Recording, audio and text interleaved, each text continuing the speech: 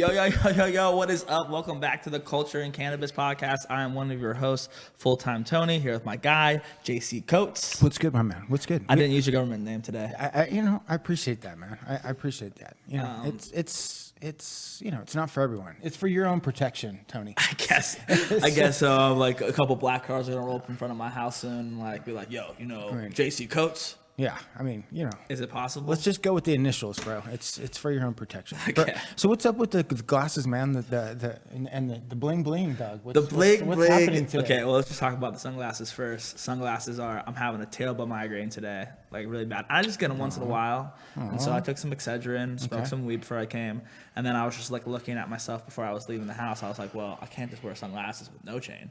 Right. So, I feel that. So I was just like, if I'm going to wear the fucking sunglasses, let's just go full douche with the chain. And you're just fully committed to the douche with the backwards hat. So I was just like, I could do my hair, but let's just look at me right now. Nice. Ridiculous. It's almost like you haven't slept since your birthday. It's almost what it feels like I haven't slept since my birthday, honestly. Mm-hmm. And dude, we'll talk about it after the guests. We bring on the guests, but that was ridiculous.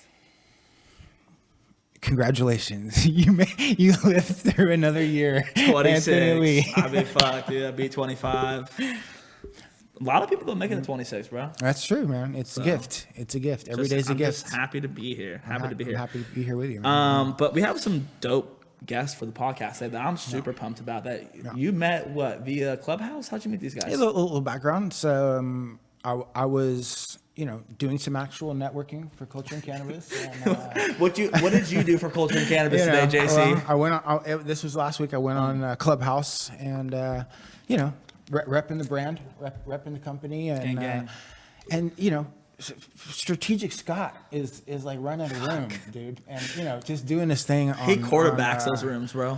And it's just an amazing room. I'm just connecting with people in there, and I think it was something about. The East Coast and cannabis, right? Because it's not just a West Coast thing when it comes to legal weed now, bro. Like, which is crazy. It's full on legal on the East Coast too, right? East Coast gang. So he hooked me up with a couple guys. I never even met him, but this is the power of Clubhouse. He just set me up with a couple emails. He hooked me up with Alan and Derek. Alan is a CFO, and Derek, I believe, is the owner of Cape Cod Cannabis Company. And they're in their dispensary right now in Cape Cod, selling cannabis in Massachusetts. I think Alan's the COO and Derek's the GM. Just from reading, I had read the notes previous to the podcast. Are you guys out there? Can you confirm this for us? That is correct. I wish I was the owner. I am a GM. I do have a little piece of equity. And Alan is the man. He is the COO, Chief Operating Officer. Boom. Nice. 2 for 2. Well, tell us a little bit about Cape Cod Cannabis. What is it? Where are you guys at? And how's it going for you guys? So Cape Cod Cannabis is an adult use dispensary in Wellfleet, Massachusetts. We started in 2018. I know it seems like a long time ago, but we're just able to finally open our doors. So it's taken us about 3 years and almost $1 million. But our dream has finally come true where I can legally sell cannabis in my home state. Congratulations, man. That's incredible. I have to know. Well, okay, so why did it cost? Why did it take 3 years, and why did it cost over $1 million? 3 years was because of 2 factors. The main factor is all of the red tape that it takes to open up an adult use dispensary in Massachusetts. It's not easy, but it's for a reason. It's a controlled substance. They want to make sure that they're not just handing these licenses out to anybody. Mm-hmm. So there's a lot of regulations. We're more in the compliance business than we are in the cannabis business, you know. And then the $1 million is because you got to come into our dispensary and check it out. It's pretty awesome. We have an amazing location. We're right up the street from one of the best beaches in the state. Also one of the best local watering holes. We love our liquor out here. We like to relax. That's what the Cape is known for. In New York, everybody goes down to the Hamptons. In Boston, we all come down to the Cape. And some of our residents down here, you might have heard of the Kennedys and the Obamas. So there's a little bit of money down here too. Nice. Nice. Cape Cod, turn on. Cape Cod. I mean, I want to go there. You're painting a beautiful picture. And I've heard they have good lobster. They do have.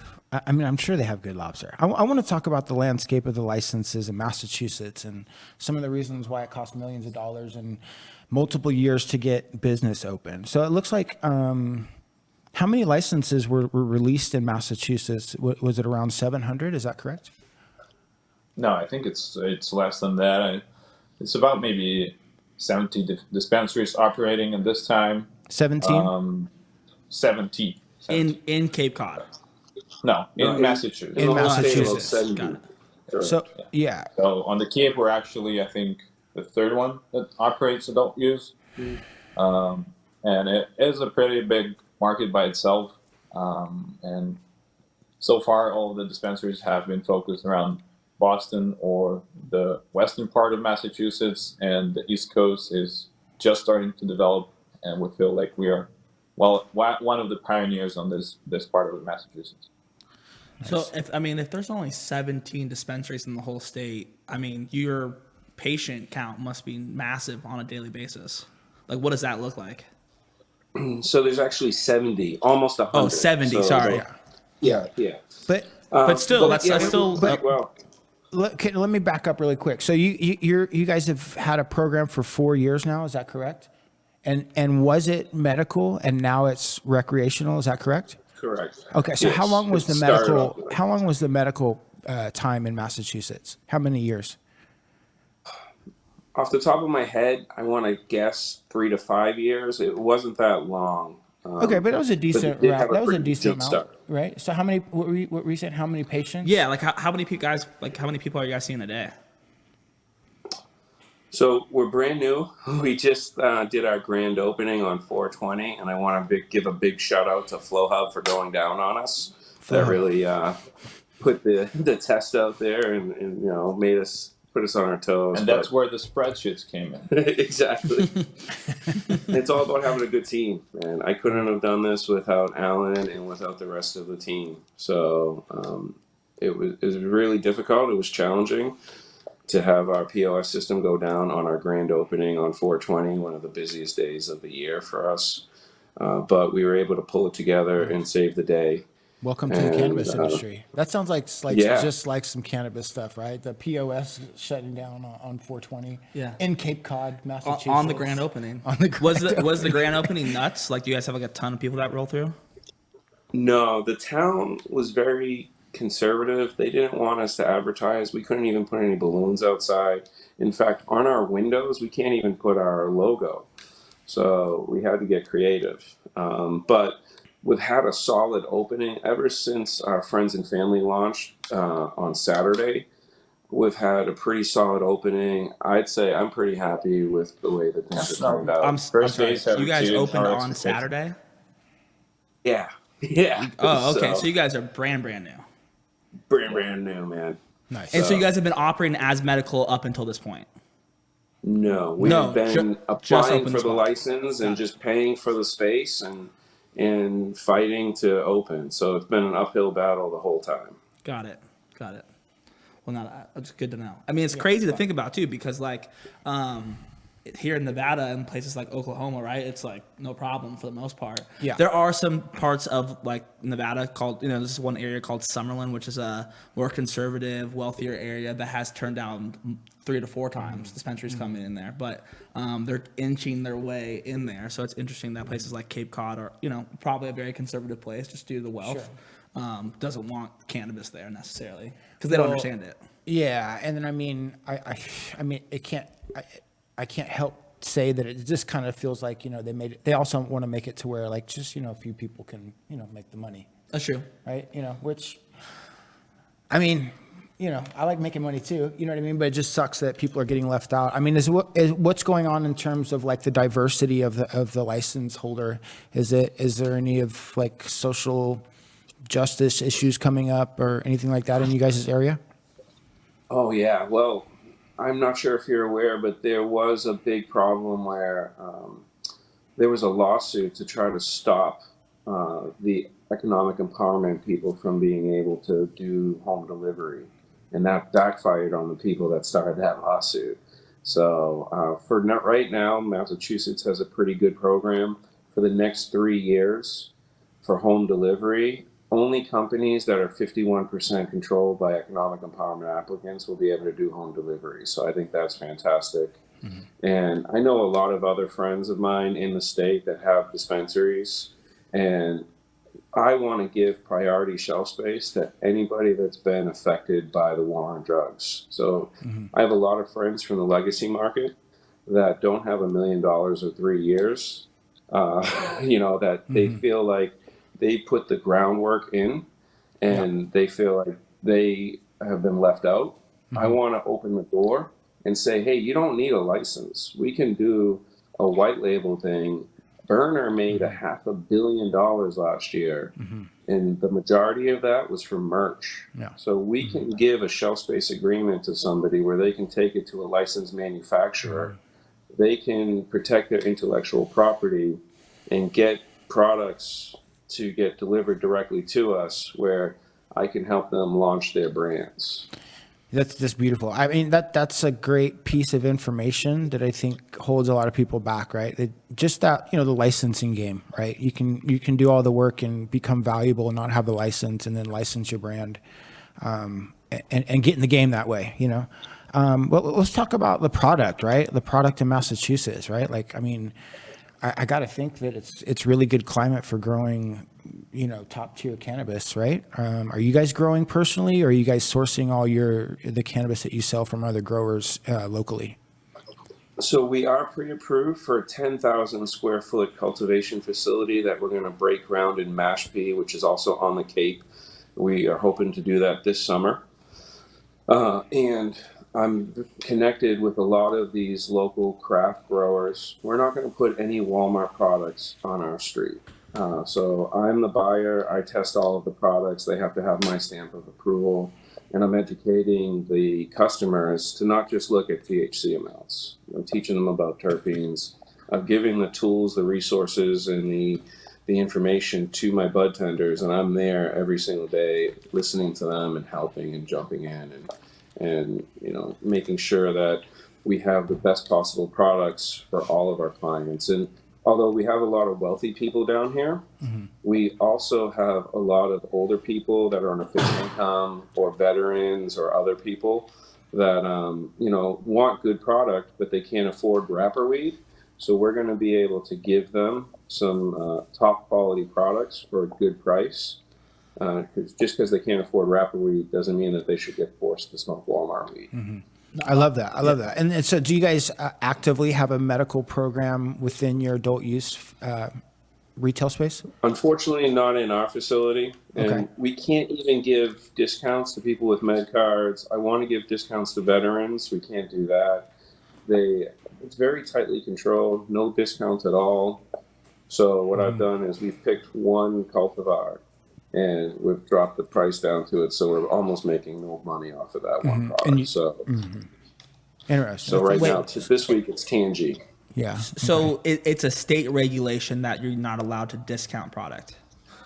Correct. But if we drop one price down for one product, and that's our standard price, we just give a discount to everybody. So that way I can still help those people in our own way.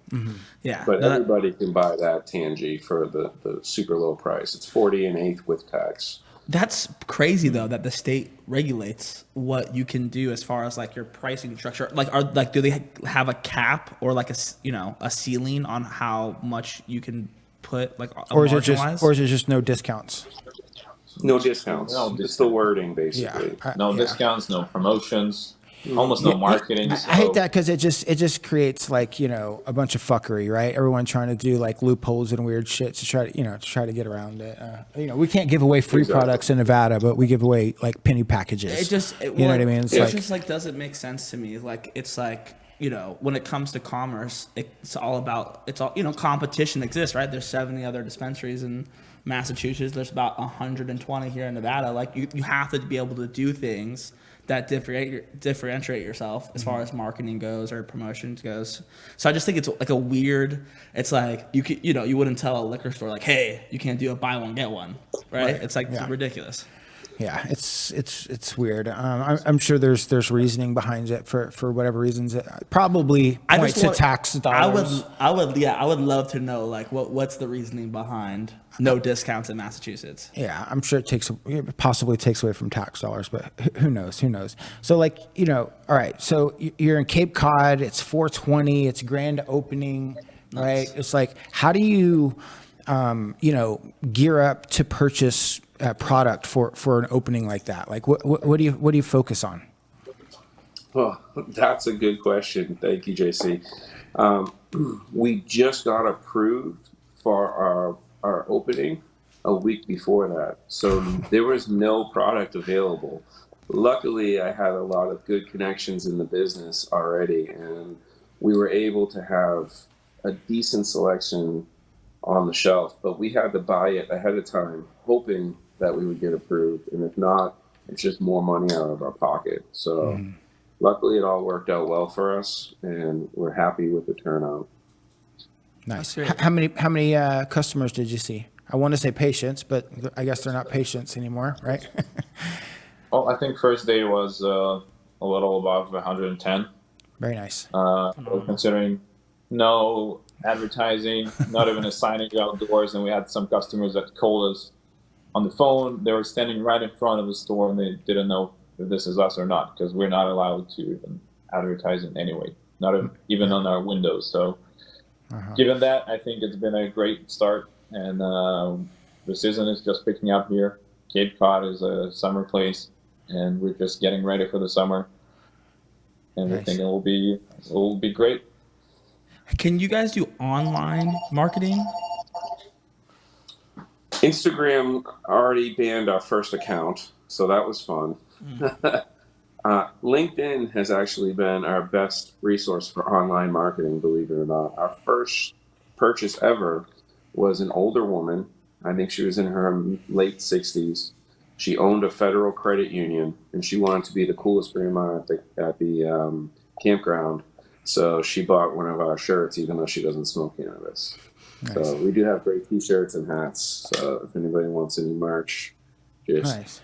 Well, let's talk about the advertising kind of regulations and guidelines in Massachusetts. So I think you said you can't promote or market at all.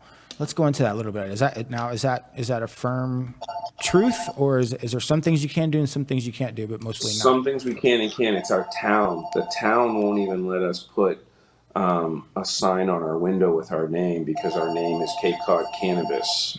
So we have to come up with a brand that eventually we're going to have. That brand will be the city's name in it. Yeah. So let's talk about billboards and radio ads and magazine spots. Are you guys allowed to participate in those advertising opportunities? Yeah, billboards are okay. Radio is not okay, but there might be a loophole where we can advertise for jobs. We're just having our legal team confirm this. And we can sponsor events that we know that will be 21 and over. At least 80% of visitors of that event have to be 21 or older. And we can do geofencing online if we target our right demo. So there's some advertising we can do, and we will. Because the approval and the whole process was not transparent, we weren't able to have our advertising up and ready for our launch. Now that we got the green light, we have told our creative team to start working, and our legal team has to approve all of it before we can launch our advertising. Nice. I love how you're focused on the patient is still important to you, right? The guy that doesn't have enough money for the wrapper weed, but at the same time you're in, kind of a wealthy area, right? So how do you stay successful with trying to serve, the customer that has a lot of money, but also, keep in mind that, the patient type of person that, needs the medicine day to day, that doesn't have enough money, as much money as your wealthy tourist might have? So, coming from my background, I know that maybe 85% of the people that smoke out there are smoking mids or high mids, and only 15% of the market is the real connoisseurs. So we do have products for the real connoisseurs, and we're going to have some top of the line products that are going to separate ourselves from other people. We're going to have Crescent from Humboldt Gorillas do some great stuff for us. Strategic Scott is amazing. So it's all about partnering with good vendors and offering the best product for our clients. So the tourists are great. We're going to have stuff for them like disposable church pens. These things are amazing. I don't know if you've tried one or not, but they're awesome. So when you're coming into town for a week, you can buy a top of the line product, and when you're done, you can toss it out. Yeah. But then we have the great church pen, you know, the adjustable battery one with the awesome carts for the people that are here, for the, you know, the locals. So I think we're focusing mainly on the locals, because when the tourists are gone, we want the locals to keep us alive through the cold winters. Nice. That's great. Yeah, when I was in Aspen, I got to check out more of like a tourist like dispensary. And I guess there's a lot of dispensaries here in Las Vegas that are tourist like, but it's just so interesting checking them out in different cities. And so in Aspen, it was like super high end, like you know, Ace were like minimum $55. But Colorado's a little bit different, just because 70% of all products sold in a dispensary has to be from production or cultivation that they own. So it enables them to get crazy margins because of it, which I think is interesting. So they do have some really cool laws out there in Colorado. But it's but I think it's just interesting, right? Because places like even Las Vegas, like a Planet 13, that's a tourist dispensary at the end of the day. Like no local is ever going to go to Planet 13 consistently. Like I mean, you and me are in there, right? To sell weed, right? I mean, but like we're not going to go down there unless there's a reason to go down there, right? To go buy weed. And so I think it's just unique, the being able to cater to the local market and to the tourist market, and then having products for both those types of people. Yeah, 100%. So let's talk about the future for you guys. I'm sure you guys got your handful with the retail store, but are you in the process of acquiring more license? Are you guys going to grow weed or get into some of the production or processing? Yeah, so under one license that we have for retail, we're allowed to open up to 3 locations. Nice. So this one in Wellfleet is our first one. We're looking for more locations on the Cape and closer to Boston as well. Nice. And as mentioned, we do have also a provisional license for both cultivation and manufacturing. Okay. Hopefully in a year we'll have our own products ready. So we're just breaking ground for that project this summer. And we want to be a vertical player. We're also looking into getting a delivery license. So we want to be able to cater our service to the customers, starting from growing and all the way to delivery.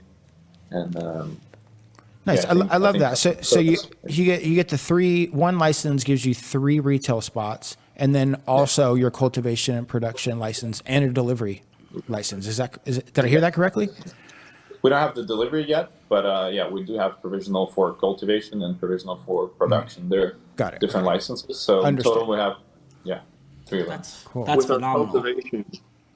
With the cultivation, we want to keep it 10,000 square feet per building. And I think if we go over 50 lights, we're not going to be able to provide that craft product that we want to be able to provide. So I'd rather have 3 smaller grows than one huge sea of green. Yeah, it just depends on what you're trying to accomplish, right? Tony and I've worked out of both of them. Currently, we work out of a giant light deb greenhouse. Yeah, high tech hybrid. And they have their issues. They're trying to turn out over 1,000 pounds a month, and then they have their issues, right? But then I have my friends that have the 10,000 square foot grows, also the boutique grows. They have their own set of problems too, right? So it's just like whichever way you go, you know what I mean? It's the cannabis industry. Well, shoot, man, it's a pleasure to have you guys on the show today. I wish you guys luck. Derek, I love where your heart's at. We need good guys like you in the industry, especially in some of those wealthier places. I think it's great to keep the true cannabis culture alive, in this day and age. And congratulations on everything that you guys have accomplished. Where can they find you guys? And let's tell them, give your guys self a plug. and give us some parting words. All right. Well, we are located in Wellfleet in Massachusetts on State Highway 6. You can just visit our website, capecoddcannabis.com. We have all the information there. All contacts are there. Our menu is up there. We're constantly updating it daily as we're getting more and more products in. And our facility is quite big. It's 4,000 square feet, so we've got plenty of space for everybody. And we're able to allocate as much time as each of our customers need to really explain the cannabis products, their effects, and help customers find the best product that they're looking for. So we hope everybody will get a chance to experience our customer service and just visit our store, because we think it's one of a kind, and so far we've just heard really good things from customers, and we're happy the public enjoys being in our dispensary.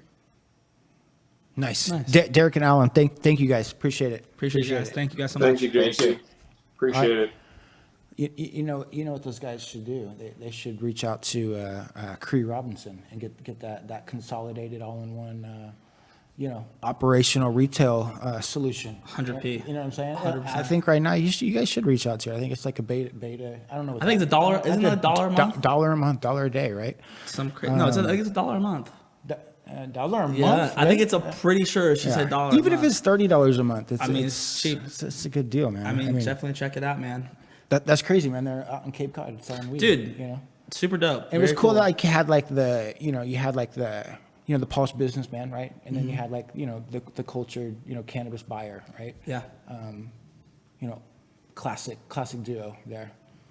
It was it's cool to see. I just think it's interesting, like different markets and their cultures and like their rules and regulations and how competitive it is. And Massachusetts is a pretty big place. Probably has, I don't know the population there, but it's definitely bigger than Nevada, right? Definitely have more people than Nevada there. And it's just so interesting, because it's so much like closer there. Like you could travel the whole state pretty easily, where as in you can't in Nevada, right? It's gonna take you a whole day. Yeah. And so it's a lot more spread out. So I just think it's interesting, and then like different locations have their own vibes, like Cape Cod, for example, like having their own regulations, which is like just the same here in Nevada. It's just that Reno and Las Vegas really run the show.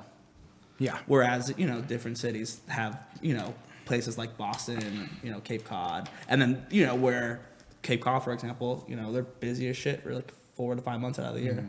Right. So it's just interesting, man. Tourist market.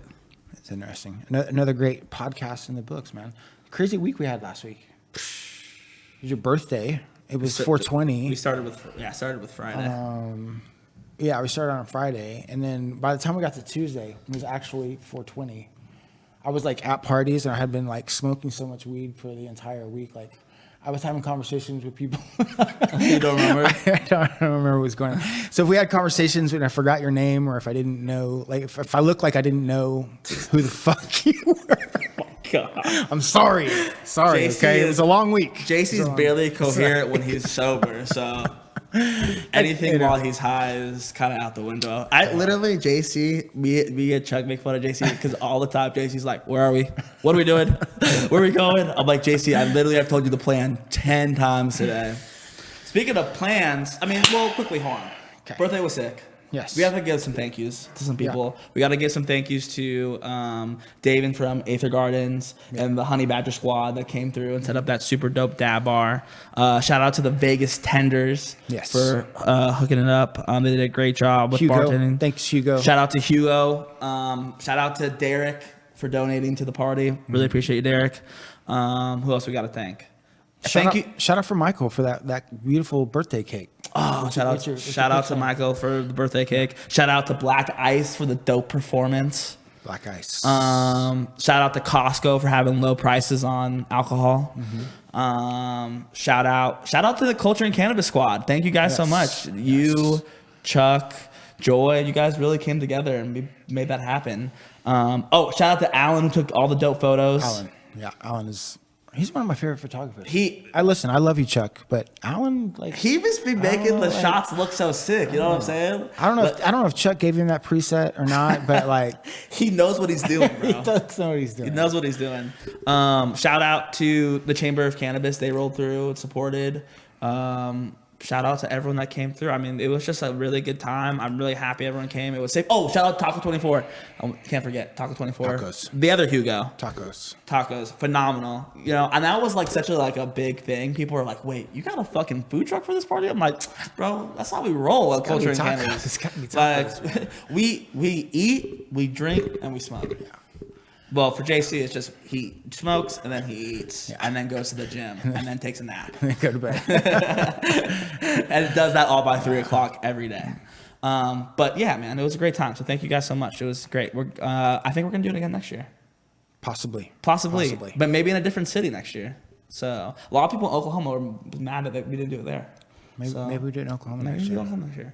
And then 420 was super dope. We went over to Vegas Treehouse and the Sanctuary and Canna Stars. Yep. And we had a great time at all three of those places. We sold a ton of weed. I think Nevada Retail Cannabis, shout out. 420 was amazing. I just feel like it was just really good vibes in this. It didn't, you know how last year seemed, 2 years ago, hectic. It was like super hyped. It was like everyone was going nuts. Even in Reno, it was like nuts. I threw a fucking barbecue. I saw buyers out at events at 7 p.m. on 420. Yeah, I was like, what are you doing here, bro? It's like, so it's just crazy. I think the industry's matured. You know what I mean? Everybody's gotten a little bit better at their job, right? And able to execute 420 in Vegas and Nevada a little bit better. Not be too concerned about it. So that was cool, and yeah, man, and we're just been rocking and rolling ever since, you know. So it's just we got a bunch of stuff coming up. We had an amazing day today. So we got new retail partner coming on board.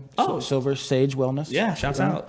Looks like we got some events date venues in Vegas confirmed. We're gonna go see some new event site walkthroughs in OKC. Sick. Did you see that? Venue? You didn't look at it. I sent you the link for it. Haven't looked at the venue. I'm not gonna lie. I just show up. JC's like, "This is the venue I want." I go, "How much does it cost?" It's like a decent amount. I go, "All right, sounds good. Let's do it." That's basically what happens. This place is super dope. JC is I'm really super excited pumped about the event process every time we do it. Me's not so much. I'm like, just let me know when the event is, and I'll show up. Just tell me what I need to do beforehand. But yeah, that's, and then we're gonna go to Oklahoma in 2 weeks, visit our new retail partners out there, create some content, deliver some value, and drop. We're gonna throw a party. We are gonna do a party at Cultivation Club. Saturday. What time? 1st. Do we have a time yet? We don't have a time yet. Okay, not confirmed time. Saturday, sometime within Saturday. Yeah, it's gonna be a patient. 24 hours of a Saturday. Just block it all out because Culture and Cannabis is throwing a party. Yeah, Cultivation Club. It's going to be a patient drive. It's going to be free food. It's going to be deals on the cannabis. It's going to be a patient drive, dog. Come on. Yeah, come out to Cultivation Club in downtown Oklahoma City. Phenomenal.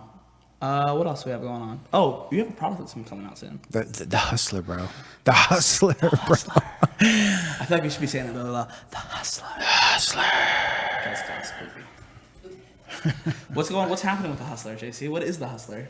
Dude, the Hustler is a 24 karat gold infused pre-roll. It's going to have some incredible impact behind it, delivering some positive messaging. We're gonna highlight some principles and how the hustle can also save your life. You know what I'm saying? I think it's phenomenal. I'm really pumped for everyone to see it and just check it out and all the content we're gonna produce for it and we have some stuff that we're going to be doing tomorrow for it as well, which I think is super sick. And so it's just cool. It's just cool to create a new product and really put a lot of impact behind it and make it worthwhile. Yeah. And that's what it feels like we're doing. Yeah. And I mean, here's the deal. I was doing bong hits today on my ping pong table with fucking popcorn buds that I bought at a dispensary on sale. And it was it was just no branding, no sticker. There was just no really thought behind it, no experience, right? It's I got high or whatever, but it was you could take things to the next level, right? Cannabis, saves your life, but it can also be fun too. You know what I'm saying? I didn't know where you started with the ping pong table and the bong, and I wasn't. I just wanted to paint you a picture. I just wanted to take you where I was. I can already see you just JC has this and it comes up just grunting in a wife beater, rips the bong. Blows it. JC, every time he smokes weed, he blows the smoke directly straight up in the air. So everyone knows he just smokes weed. We'll be at restaurants and he'll be let me hit that vape pen. I'm all right, just be cool about it. And then he just blows it straight up in the air. Waitress just walks by and doesn't care. So, but yeah, man, cool stuff. Culture and Cannabis Podcast. That's it. Is it? That's it, man. It's over. All right, guys. Well, thank you guys for watching. Thank you guys for being supportive. I mean, I feel like I need to start doing this. If you don't like, follow, subscribe, whatever, all that stuff on our YouTube page, the Facebook, please go do that. Do it. Just please go subscribe to our YouTube page. We're really trying to grow it up. Here's the thing: like, if you like the content that we create, if you think it has value at anything, it helps us when you comment, like, and subscribe. Helps with the algorithm. Helps get our message out so other people can also experience the message that you too enjoy. So take that next step, right? Yeah, that was really good, and I think we just provide a lot of value, right? Yeah. I think our shit's cool, and we do how-to videos. Soon we'll be dropping a web series. Stay tuned for that. So I just feel like, why wouldn't you want to like and subscribe to the Culture and Cannabis page? I just feel like it's just so popping. Show some love. Show some love. Show some love. All right, well, that's it. Happy fucking Thursday. What's today? The 22nd. Happy April 22nd. Hope everyone's having a fantastic day. We'll talk to y'all soon. Peace. Peace.